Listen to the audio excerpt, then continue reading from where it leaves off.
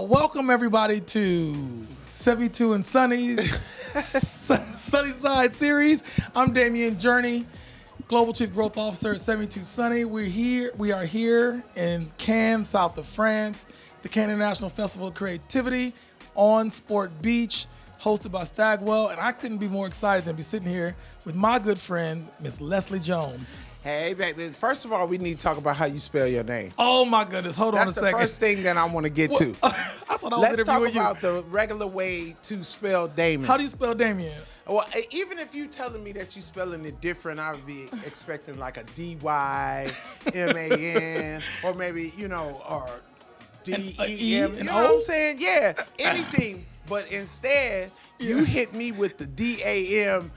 Yeah, there's a U in there. U-Y-C-R-O. So it's not really Damon. It's like Damaune.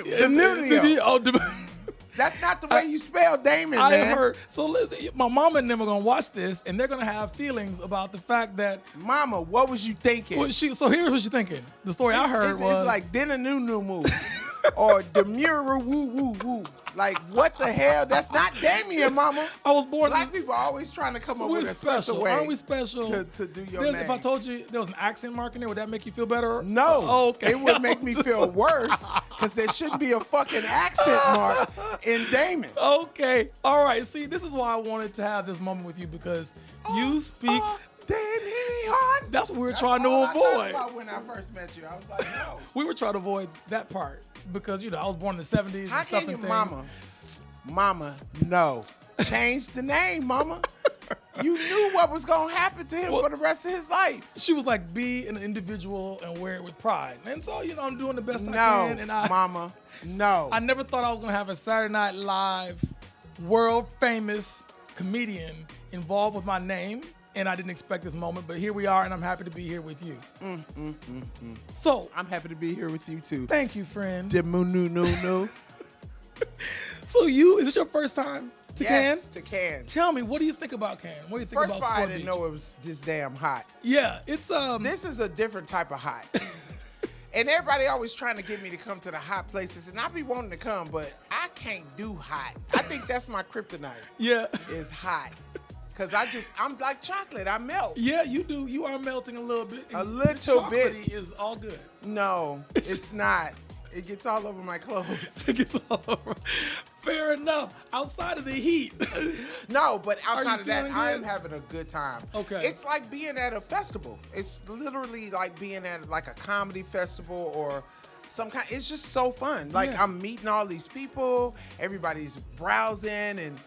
It's just really fun. It's really fun. I'm meeting a lot of nice people. Yeah. I mean, it's a place where the world of marketing comes together. It's where the world of sport comes together. You're at Sport Beach. It's so cool. And so there's famous athletes and there's famous entertainers. Yeah, it's really, really, really cool. That's the lady. See? That's the long jumper. Yes, exactly. Oh, man, that's so cool. This is what we're talking about. Oh, wow. Like, see, that's like Olympians here, man. It's so crazy. D-Wade's over there. Carmelo's over there. It's Olympians crazy. over there. Candace Parker's on the stage right now. Man, this is crazy. Yeah, so this is how we do at Sport Beach. Wow. And you get a chance to be here with us, and we are really proud about that. I know, damn it, new. So speaking of sports, word on the street is you play a little ball. Yeah, I played since the 6th grade. Okay. What's so crazy? Every time I think about how I started playing basketball, I go, oh, that's exactly how it happens, right? But I was running the class.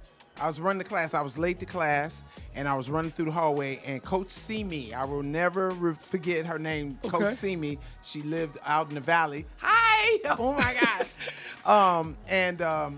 She was like, because I was taller than everybody. She was like, you play basketball? And I was like, no, I don't play basketball. She was like, come to the gym at 3 o'clock. You play basketball now. You now play basketball. And that was like, that was it. Yeah, I had the exact same experience, except when I walked in the gym, like, oh, you don't play basketball. Yeah, I would. Or especially if they saw your name. Yeah, well, luckily the last name is Journey. That looks better on the back of the jersey. Wait a minute, Journey? Like a long trip. The no more Journey.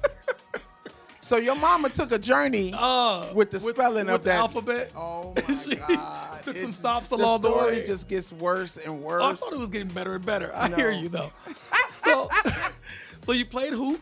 Yes. Tell us how you got into doing what you are what God gave you the gift to do, which is be funny. How did you recognize that, and how did you I get into think the I industry? was always funny. I think I was always a little crazy or weird or whatever. I Yeah. think my dad just used to be like, "You're a problem child." Yes, my mom Class would clown? do that. Yeah, I don't even know if I was a class clown on purpose. I Okay. think it just would happen. You would say stuff, people would I would laugh, stay- and then they yeah, would be like, and then- Leslie, what you doing? Yeah, like I would get in trouble. Right. So all the time. But I think college was when I finally saw that I was funny. My best friend, she was like, yo, there was like a contest, the funniest person on campus. Okay. And she saw the billboard and she was like, yo, you should sign up for that. And I'm like, no. Hand me my towel. I was like, no. And I'm not that funny. Like, and she was like, no, you're so funny. She said, have you ever noticed that you're getting invited to parties a lot? Like, people like to have you around because, you're really funny. Right. So, got to wipe my face. Mm-hmm. Anyway, I saw that. Anyway, so see how the chocolate's melting? Then I was like, nah, I'm not funny. So I went to class and she went and signed me up for this contest. And then told me that night.